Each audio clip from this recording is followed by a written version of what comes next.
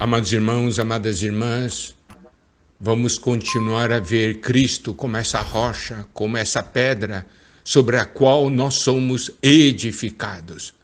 Nós vimos que para nós, os que cremos, Cristo é a pedra preciosa, angular, é a nossa preciosidade. Mas nós vimos também em Mateus 21, 44, na sua primeira parte, que diz: todo que cair sobre esta pedra ficará em pedaços.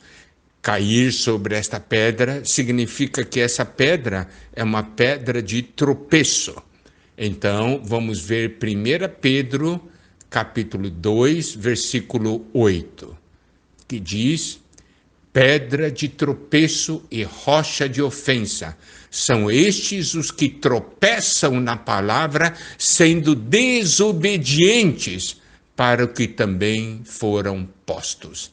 Aqui nós podemos ver para os que não creram, e aqui voltado principalmente aos judeus, que não creram, Cristo se tornou uma pedra de tropeço, uma rocha de ofensa. Aqui diz: são estes os que tropeçam na palavra, sendo desobedientes. E em Romanos 9, versículos 32 e 33, que diz: por quê? Porque não decorreu da fé, e sim como que das obras. Tropeçaram na pedra de tropeço, como está escrito: eis que ponho em Sião uma pedra de tropeço e rocha de escândalo, e aquele que nela crê não será confundido. Então, o Senhor Jesus é uma pedra. Agora, aqueles que não creem, para aqueles que desobedecem à palavra, para aqueles que não creem, é uma pedra de tropeço, é uma pedra, é uma rocha de escândalo. Mas quem crer não será confundido. E Isaías 8,14 diz: ele vos será para santuário, mas será pedra de tropeço e rocha de ofensa as duas casas de Israel, laço e armadilha aos moradores de Jerusalém. Aqui nos mostra novamente que para os judeus que não creram, Cristo, ao invés de ser a pedra angular eleita e preciosa, passou a ser pedra de tropeço. Amados irmãos, amadas irmãs, nós não queremos tropeçar na palavra sendo desobedientes. Nós não queremos ser aqueles que não creem. Se nós não cremos, nós tropeçamos, nós caímos e nós sofremos o dano. Porque aqui diz, em Mateus 21, 44, todo que cair sobre essa pedra ficará em pedaços. Se você não crê, você tropeça na palavra, você ficará em pedaços. Mas se você crer, você será edificado sobre a rocha. Não é isso algo maravilhoso? É algo que nós precisamos ver e receber do Senhor. Agora, nós vamos ver sobre a segunda parte de Mateus 21, 44, quando diz: e aquele sobre quem ela cair ficará reduzido a pó. Significa que Cristo será uma rocha que irá cair sobre algumas pessoas, e essas pessoas ficarão reduzidas a pó. Então, para darmos uma visão e trazermos significado disso, vamos para Daniel capítulo 2, dos versículos 31 a 35.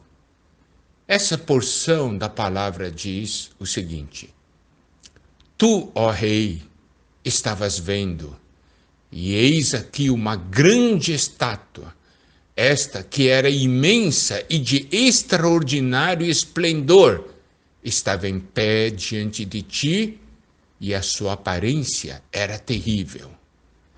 A cabeça era de ouro fino, o peito e os braços de prata, o ventre e os quadris de bronze, as pernas de ferro, os pés em parte de ferro, em parte de barro.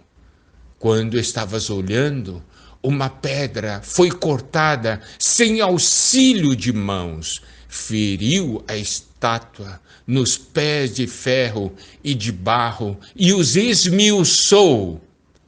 Então foi juntamente esmiuçado o ferro, o barro, o bronze, a prata e o ouro, os quais se fizeram como a palha das eiras no estio, e o vento os levou, e deles não se viram mais vestígios.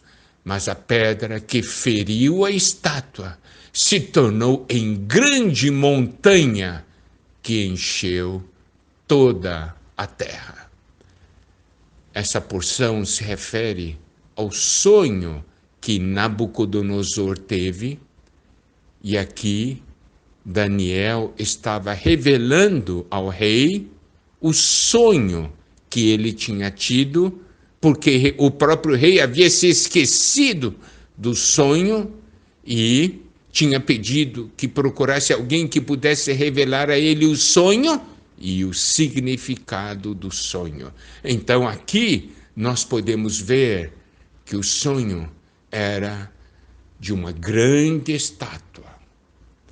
E essa grande estátua se referia a todos os grandes reinos que haveria sobre a terra.